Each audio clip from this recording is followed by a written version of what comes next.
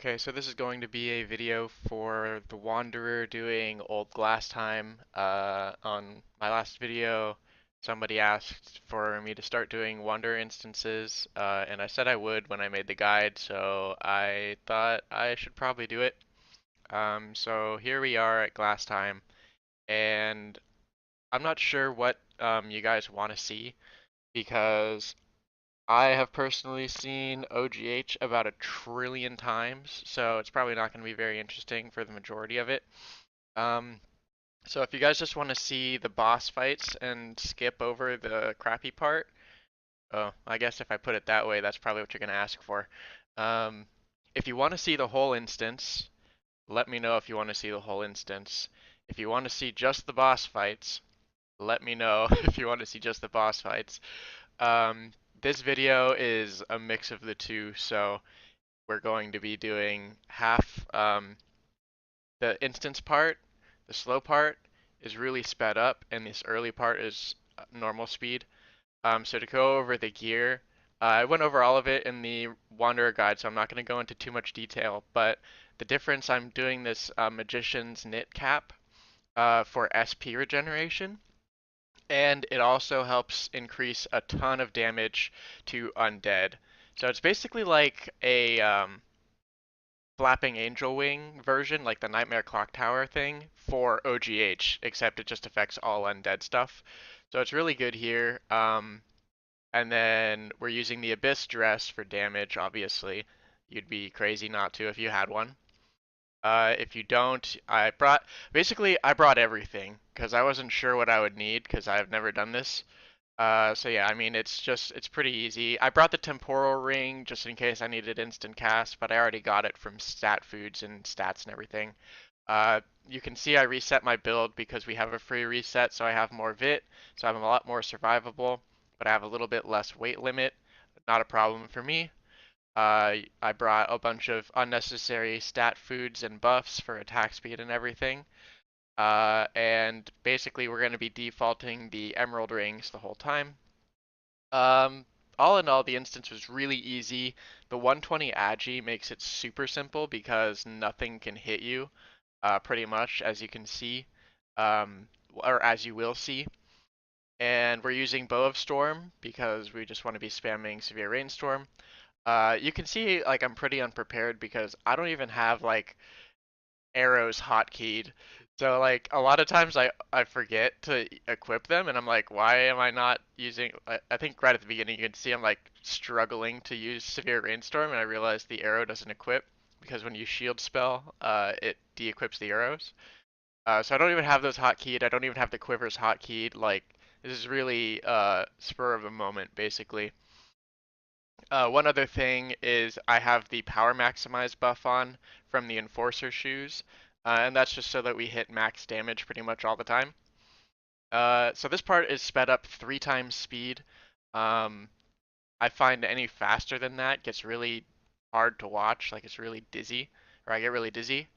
And even at 3 times speed, I'm kind of dizzy, so I'm sorry if it's too sped up, let me know, and I'll just cut it out. Like, you guys don't need to see this. I mean, this is you're walking away from really slow zombies.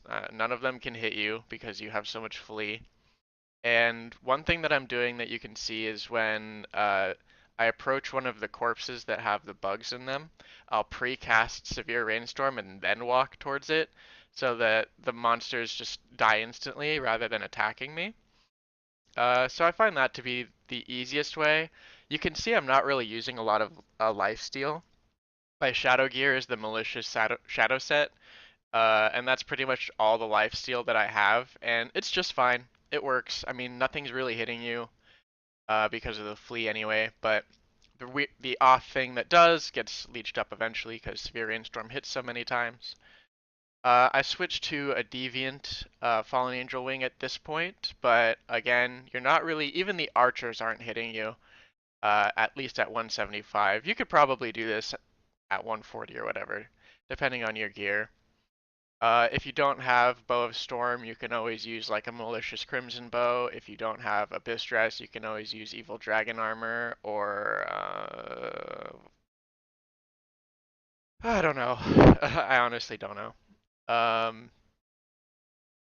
if you don't have Fallen Angel Wing, I don't know, just use the best that you can think of, I guess. Maybe a um, what's it called?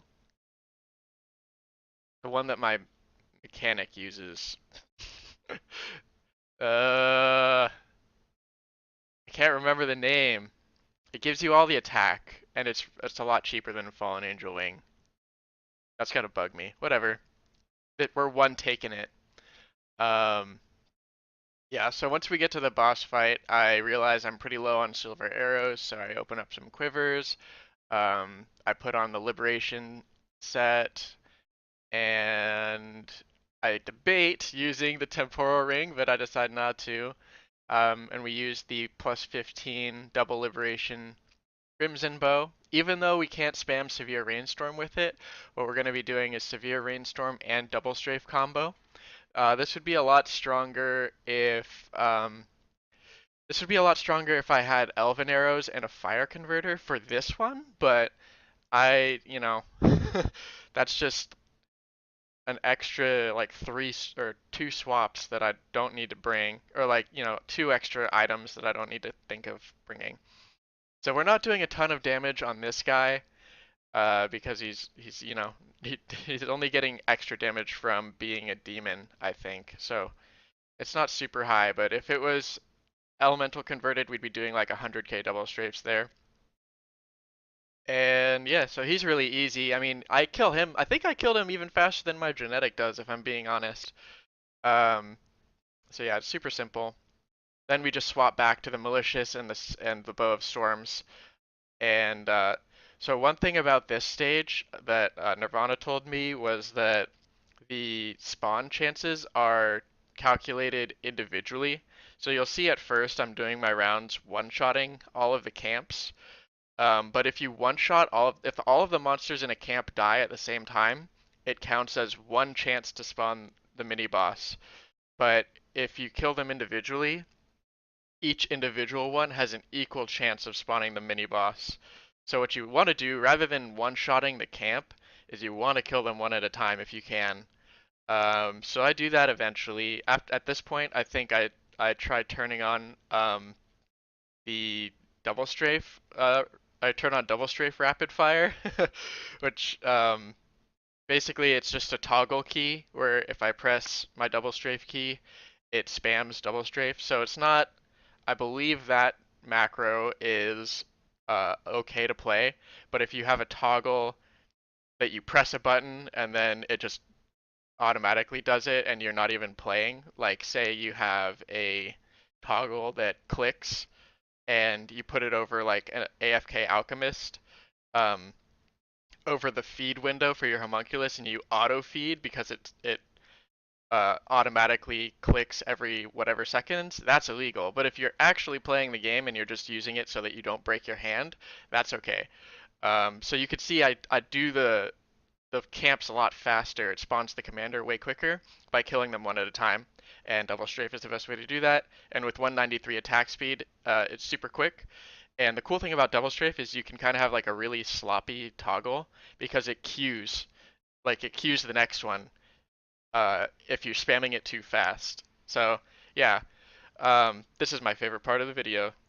So let's just sit and watch Mr. Amdarais get just absolutely crapped upon. I kill him faster on Wanderer than I do on Genetic. Honestly, it's pretty good. Like 160k without Hawkeye, I think, and then 230k double strafes. Uh, it probably had Hawkeye. Let's just say I had Hawkeye there. And yeah, I mean, super easy. This is a really easy instance, but I hope you enjoyed it and give me your feedback. Thank you.